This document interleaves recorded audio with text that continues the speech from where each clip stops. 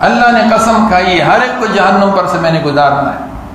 وَإِن مِّنكُمْ إِلَّا وَارِدُهَا كَانَ عَلَىٰ رَبِّكَ حَتْمًا مَّقْضِيًّا. یہ اللہ کا فیصلہ ہے، اس پر سب جائیں گے.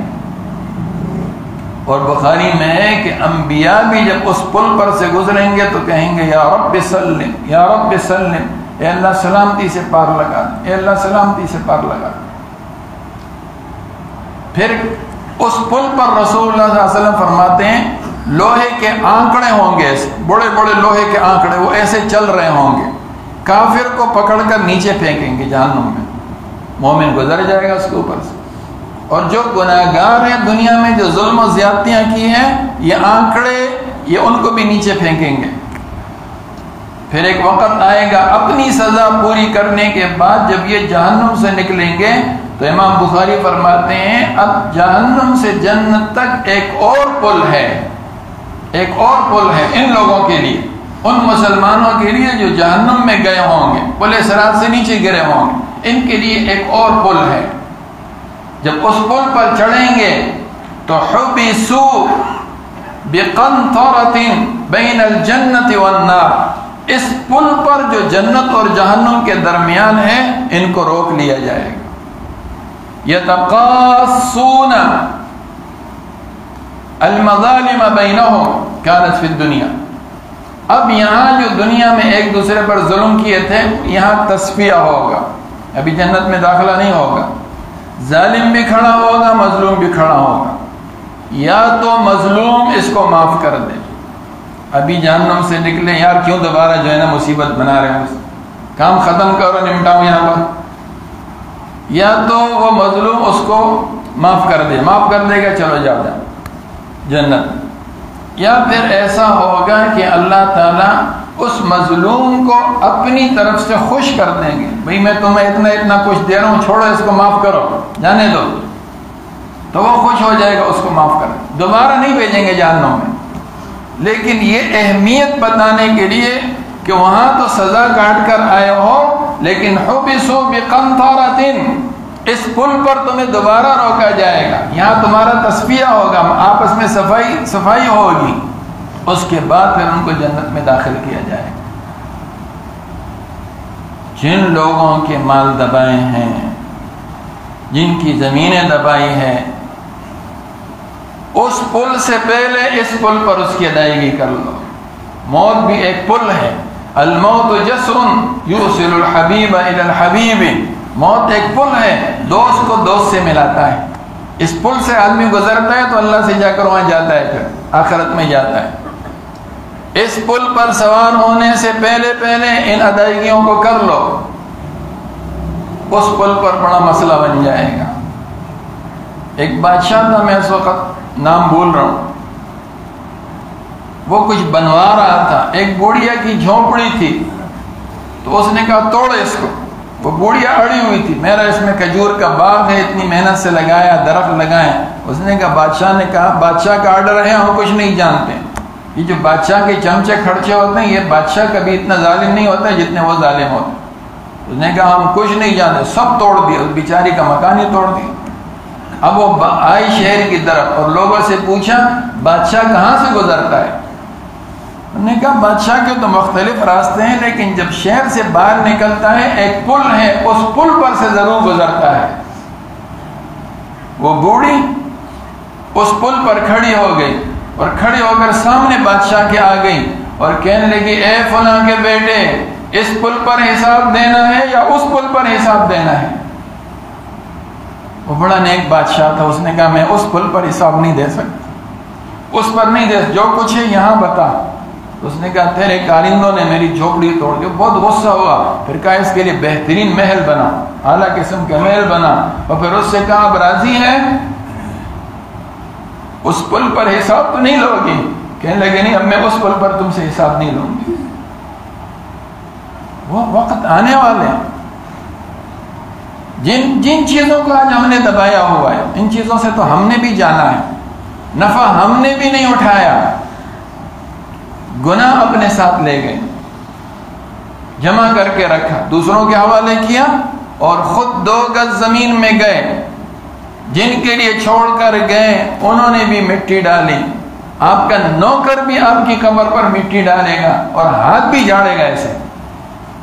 اس دنیا میں آپ کے کپڑوں کو کوئی ہاتھ نہیں لگا سکتا تھا، وہاں پر مٹی ڈالے گا، یہ سب چھوڑ کر چلا جائے گا.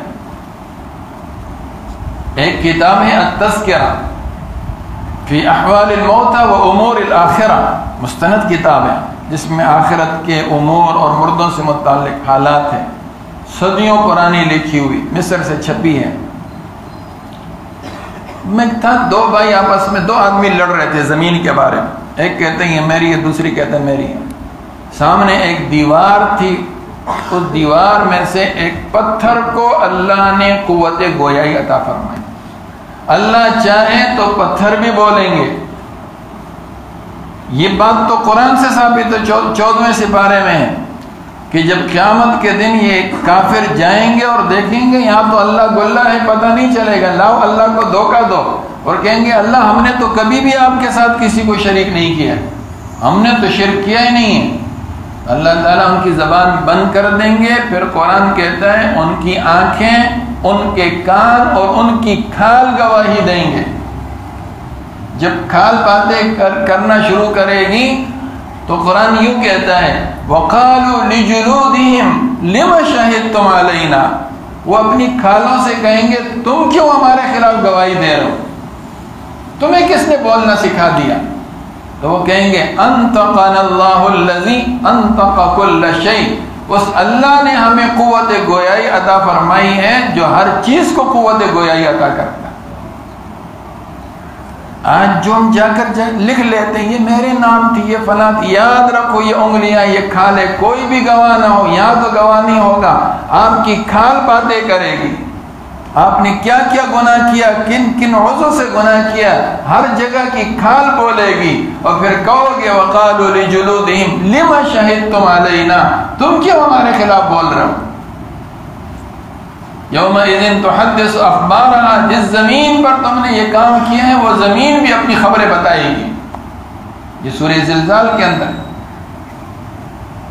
تو وہ پتھر بولنے لگا لڑتے کیوں ہو، لڑتے کیوں ہو، میں نے 1000 سال بادشاہت کی ہے، میں بادشاہ ہوں، میں نے 1000 سال بادشاہت کی ہے، 1000 شہر آباد کیے ہیں، 1000 قوانی لڑکیوں سے میں نے شادی کی ہے.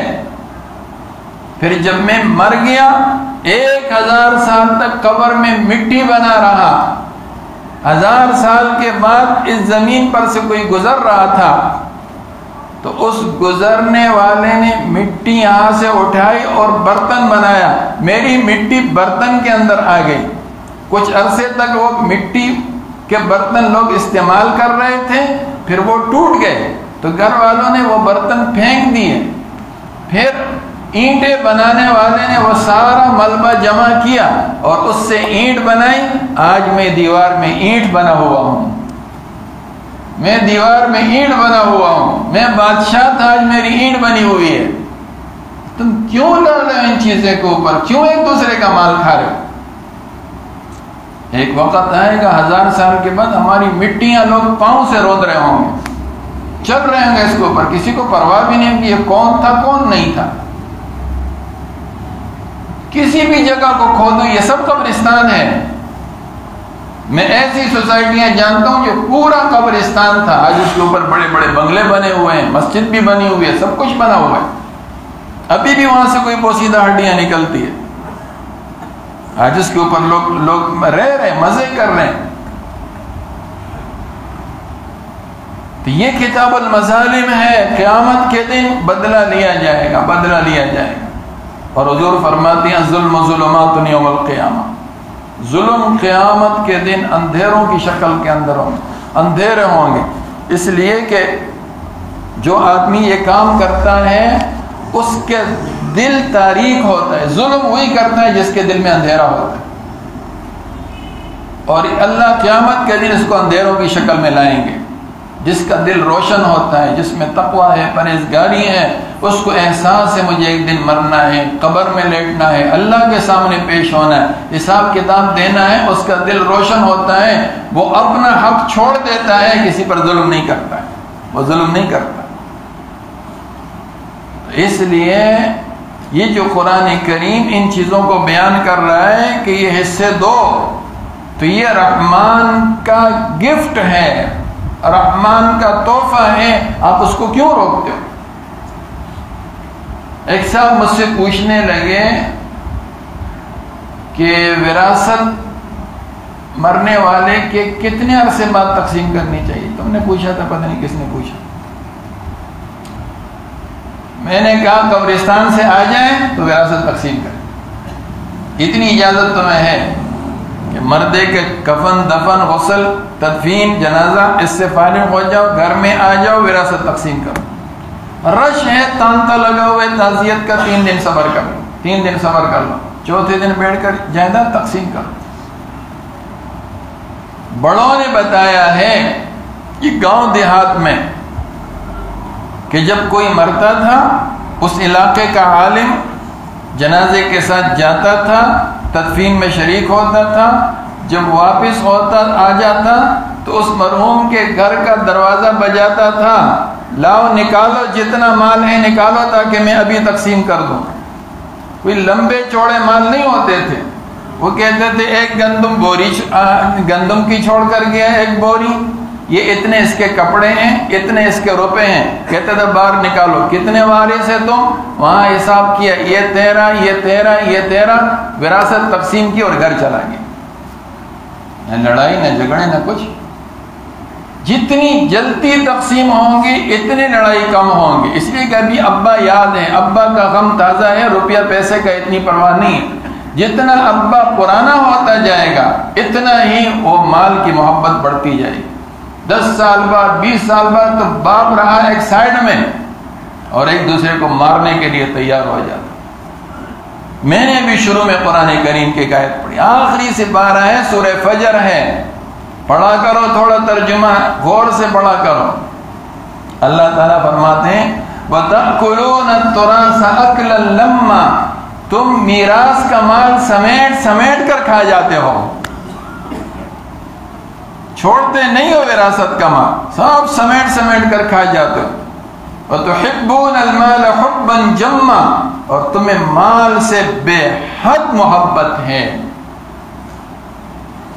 کلا، ہرگز ایسا نہیں ہونا چاہیے، ہرگز تمہیں ایسا نہیں کرنا چاہیے۔ اذا دکت الارض دکن دکا، جب اللہ تعالیٰ زمین کو کوٹ کوٹ کر ریزہ ریزہ کر دیں گے۔ کلا اذا دکت الارض دکن دکا،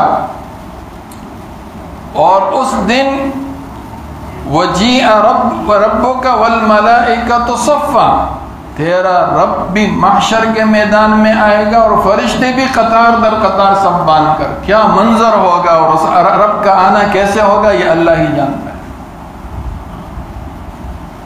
وجیء یومئذ بجہنم، اور اس دن میدان محشر میں جہنم کو بھی حاضر کیا جائے گا۔ اس کو دیکھو، یہ قید خانہ ہے، ابھی تمہارا حساب کتاب ہوگا، اس میں پھینکے جاؤ گے اگر تمہارے اعمال صحیح نہ نکلے۔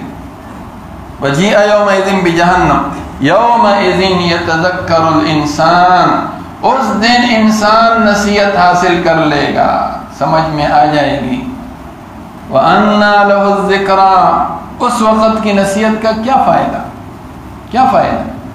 وہاں سے دوبارہ آدمی دنیا میں آ نہیں سکتا ہے، ایمان لا نہیں سکتا ہے، جو کچھ غبن، جو کچھ خیانتیں، جو کچھ کیا تھا وہ یہاں پر آ کے دوبارہ تقسیم نہیں کر سکتا ہے، اب تو بدلے کی جگہ میں گیا ہے۔